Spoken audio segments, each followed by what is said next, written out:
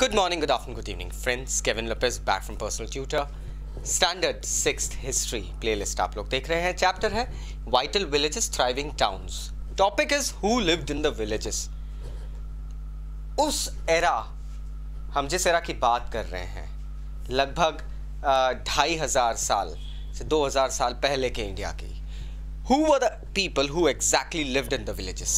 So हमें ये पता है कि इंडिया दो कैटेगरीज में तो बटा था, नॉर्थ इंडिया, साउथ इंडिया. अब इन दोनों रीजन्स में तीन अलग अलग कैटेगरी के लोगों की होने की हमको संभावनाएं प्रगाढ़ तौर पे मिली. We've got strong evidences that there were three categories of people probably divided into both the regions, that is north and the south India. अब अगर हम तमिल रीजन को देखने जाएं, साउथ इंडिया के रीजन को देखने जाते हैं दोस्तों, तो हमें ये पता चलता है कि तमिल रीजन में सबसे पहले वेलार लोग होते थे. वेलार जिन्हें वेलार कहा जाता है and all sort of things. ये होते थे बेसिकली लैंड ओनर्स, मतलब ये रिच लोग हुआ करते थे जिनके पास काफ़ी ज़मीन जायदाद वगैरह होती थी.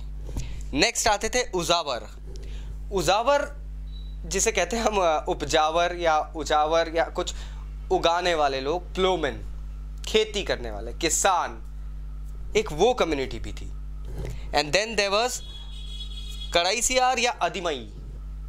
अधिमई अभी भी काफ़ी लाइक है, जिन्हें हम लेबर्स या स्लेव्स कहते हैं, लेकिन अभी ये कम्युनिटी काफ़ी बड़ी हो गई है दोस्तों.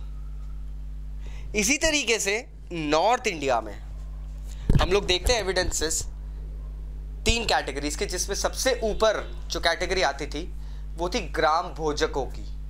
अब ये ग्राम भोजक बेसिकली विलेज हेडमैन हुआ करते थे, गांव के मुखिया, सरदार, चीफ.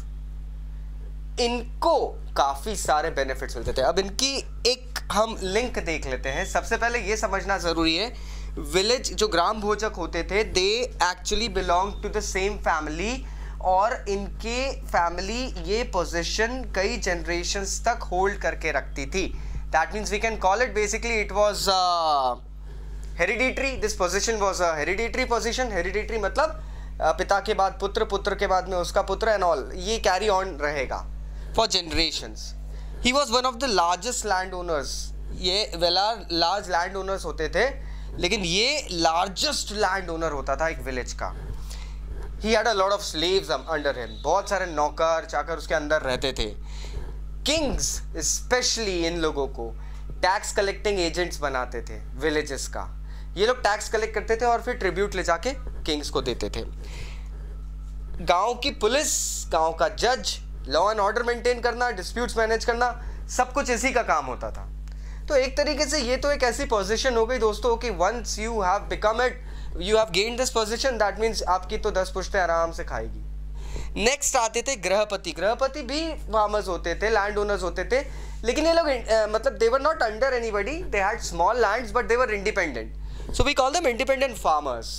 एंड देन सबसे नीचे आते थे कर्मकार या दास, जो कि प्रीवियस चैप्टर्स में आपने पढ़ा है. ये होते थे बेसिकली बॉन्डेड लेबर्स या स्लेव्स किसी के.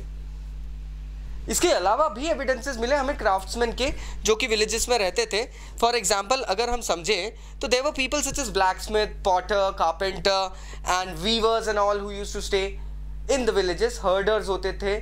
सो there was a community formed, but ये प्राइम कम्युनिटीज होती थी फ्रेंड्स, जो कि सबसे ज़्यादा हमें एग्जिस्टेंस में दिखी थी. सो आशा करता हूँ अब आपको ये टॉपिक समझ में आया होगा. स्टिल अगर कोई डाउट्स तो नीचे कमेंट बॉक्स से कमेंट करना मत भूलना. Thank you very much. Take care. Bye bye.